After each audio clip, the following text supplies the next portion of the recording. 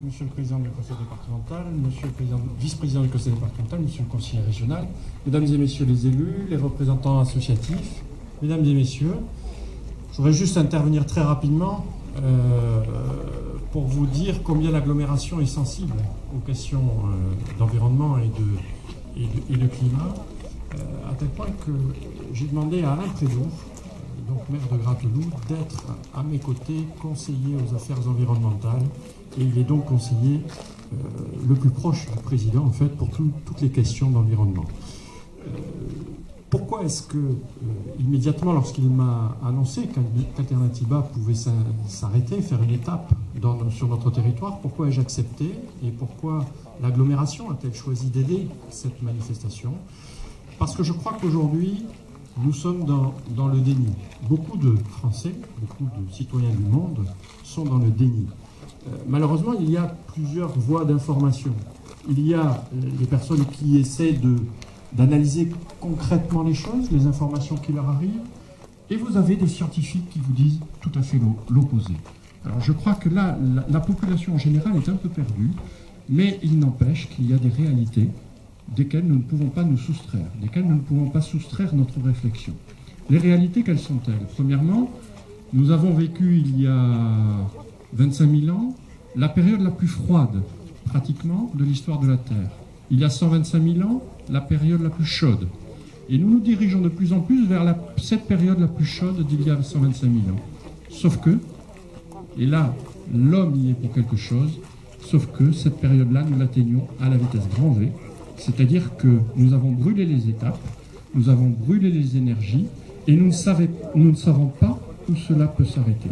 Alors je crois que l'humanité est en train de jouer un petit peu aux apprentis sorciers, et je pense qu'il faut éclairer les populations, il faut les informer. C'est pour ça que votre démarche Alternativa est très intéressante, et je pense qu'elle est fondamentale pour que tout le monde ouvre les yeux, et pour que véritablement nous ne soyons plus dans le déni.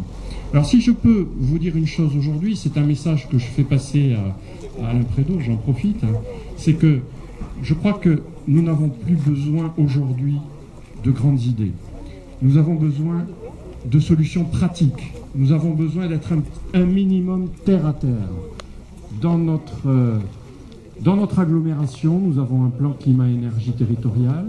Nous avons analysé les choses et je voudrais que chacun reste un petit peu à sa place, parce qu'il ne sert à rien, en tout cas pour ce qui nous concerne, d'aller tirer des plans sur la comète. Nous avons des défis à relever déjà localement. Regardez le plan qui est sur le site de l'ERAC, l'air Aquitaine. Vous voyez qu'il y a deux zones où l'air est en grande difficulté, où l'air est sensiblement pollué. C'est une bande dans les Landes et le Marmandais. Et donc si nous ne prenons pas des décisions concrètes, cet air va de plus en plus être vicié. Alors les raisons, nous les connaissons pour beaucoup, mais je crois qu'il ne faut passer ce stade de l'analyse et maintenant aller dans des réalisations concrètes. Et c'est ce que je demande à Alain Prédour, le maire de Gratteloup, qui a été l'instigateur de cette formidable étape d'Alternativa donc sur notre territoire. Je voudrais que maintenant, nous allions vers des solutions véritablement concrètes à notre petit niveau sur l'agglomération marmandaise. Un dernier mot pour vous dire que nous sommes tous très attachés à l'environnement ici, et nous avons dans cette agglomération un projet de territoire, un projet de développement territorial, mais notre spécificité, c'est tout de suite d'y accoler le terme maîtrisé. Nous voulons un développement maîtrisé, car se développer pour se développer n'est pas la solution à tout. Et je crois que ce qui est important, c'est le bien-être des populations, partir des ressources de notre territoire, essayer de répondre aux besoins qui se posent, mais pas forcément vouloir se développer à tout crin, parce que nous risquons de nous retrouver un jour le nez contre le mur. Merci à tous, et en tout cas, bonne chance à vous et bon courage pour bonne continuation.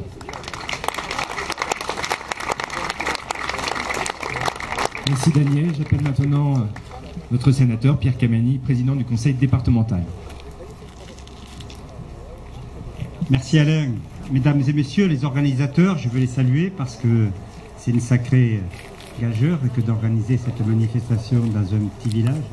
Mesdames et messieurs les élus, mesdames et messieurs, moi je voudrais d'abord tirer un coup de chapeau effectivement au maire de Gratteloup, mais pas seulement au maire, parce qu'il y a un tissu associatif, il y a des conseillers municipaux et tous se sont engagés pour faire en sorte que, effectivement, Alternatiba, cette manifestation, ça a été dit, qui s'est tenue dans des grandes villes, voire des grandes agglomérations, et bien puisse se tenir dans un village et dans un village rural, et c'est d'autant plus important. Et moi, je parlerai de la ruralité aussi parce qu'elle a un rôle important à jouer, bien sûr, dans le développement durable et dans la lutte pour un avenir meilleur pour nos enfants, dans la lutte pour faire en sorte que notre planète, notre climat, eh bien, ne dépasse pas les 2 degrés. Et j'espère que la COP 21 prendra des décisions importantes.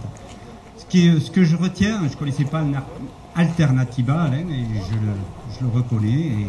Et je découvre aujourd'hui, enfin j'ai un peu lu avant de venir, bien sûr, ce que vous faites, ce que vous avez fait.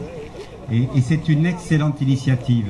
C'est une excellente initiative que le collectif se mette en place pour en fait faire de la pédagogie sur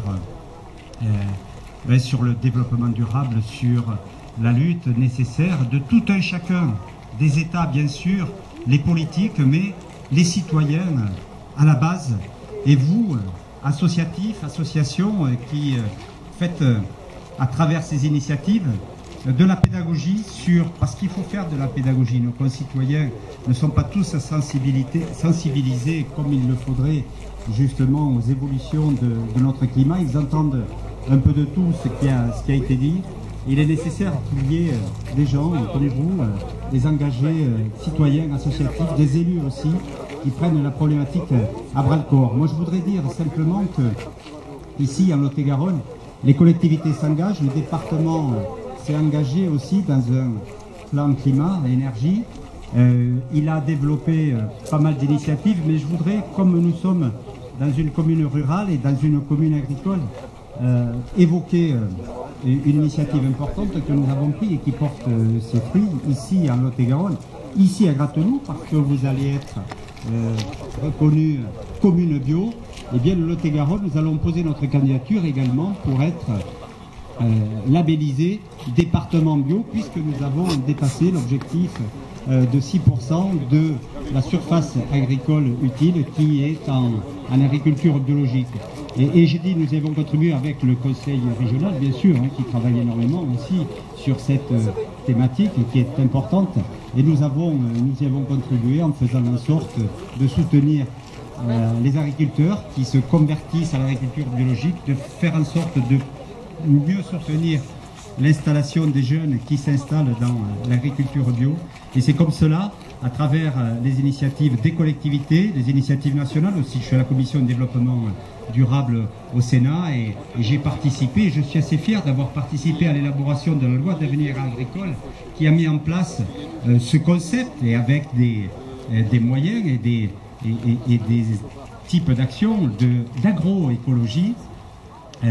L'agroécologie, c'est quoi? Avec un instrument qui a été mis en place et qui m'apparaît extrêmement important, le groupement d'intérêt économique environnemental, qui permet à des agriculteurs qui se regroupent, qui inventent de nouvelles techniques plus proches de la nature, plus durables, des techniques de bio, et bien d'être mieux soutenus et de favoriser la diffusion de leurs initiatives à l'ensemble du territoire et des autres agriculteurs. C'est comme cela, à la fois à la base, locale et globale, au niveau national, que nous arriverons à faire en sorte de préserver notre planète, faire en sorte que nous puissions être fiers de la planète que nous laisserons à nos enfants. Merci, bonne fête Alternatiba et bonne chance à vous tous. Merci.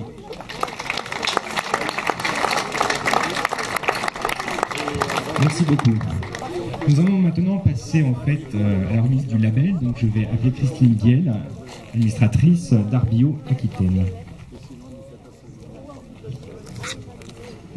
Monsieur le maire, monsieur le sénateur et président du conseil départemental, monsieur le conseiller régional, monsieur le président président de Valorisons, Monsieur le président de l'agglomération, Messieurs et Dames les organisateurs, Mesdames et Messieurs les élus, Mesdames et Messieurs les bénévoles, Mesdames, Messieurs. Je vous prie tout d'abord d'excuser Monsieur Philippe Lassalle-Saint-Jean, le président d'Arbio, qui n'a pas pu être là aujourd'hui et qui m'a chargé de le représenter. Et donc je suis là pour remettre un label qui s'appelle Territoire Bio Engagé. Donc qu'est-ce que ça veut dire, Territoire Bio Engagé, qu'est-ce que c'est? Eh bien, ce label d'abord a été créé en 2012 par l'interprofession bio d'Aquitaine, qui s'appelle Arbio. Et ce label est chargé de promouvoir, de récompenser et de mettre en valeur les établissements et les collectivités qui s'engagent à respecter les préconisations du Grenelle de l'environnement qui ont été renouvelées dans le cadre du plan Ambition Bio 2017 Aquitaine. Qu'est-ce qu'il faut faire pour mériter ce label? Eh bien, il y a deux solutions. Pour les communes, donc pour les collectivités territoriales, il faut avoir au moins 6% de terres agricoles cultivées en bio. Et ou arriver à avoir au moins 20% de produits bio dans les menus des cantines et des restaurants de la collectivité. Alors pour Gratteloup, eh bien c'est au niveau de la surface agricole cultivée en bio, puisque Gratteloup est au-delà des préconisations du Grenelle, puisque c'est pratiquement 11% de la surface qui est cultivée en bio, avec, si mes renseignements sont bons, 3 exploitations en conversion qui vont être d'ici 1-2 ans en bio, donc qui augmentera encore cette surface agricole cultivée en bio. Et puis, pourquoi pas, bientôt, 20% de produits bio à la cantine. Mais bon, c'est le maire qui s'engage avec sa municipalité. Ce label est un label qui a été déclaré exemplaire dans le cadre du plan Ambition Bio 2017 en Aquitaine. Donc c'est un label qui commence à avoir sa notoriété. Il faut savoir que depuis 2012, 49 collectivités ont obtenu ce label et 9 établissements. L'objectif que nous voudrions atteindre à Arbio, c'est 100 labellisations en 2017. Voilà, et ce label est tellement reconnu que depuis 2014, Midi-Pyrénées a demandé à décerner ce label. Donc on peut maintenant trouver des collectivités ou des établissements labellisés Territoire Bio Engagé en Midi-Pyrénées. Alors, Monsieur le maire, c'est un honneur et un plaisir pour moi de vous remettre ce label, parce en 2012, j'ai été la première à le recevoir en tant que maire de Bazins. Et donc, c'est vraiment avec beaucoup d'émotion que je vous remets ce titre, et puis que je vous souhaite de continuer dans votre engagement, parce que je sais que vous avez dit que vous étiez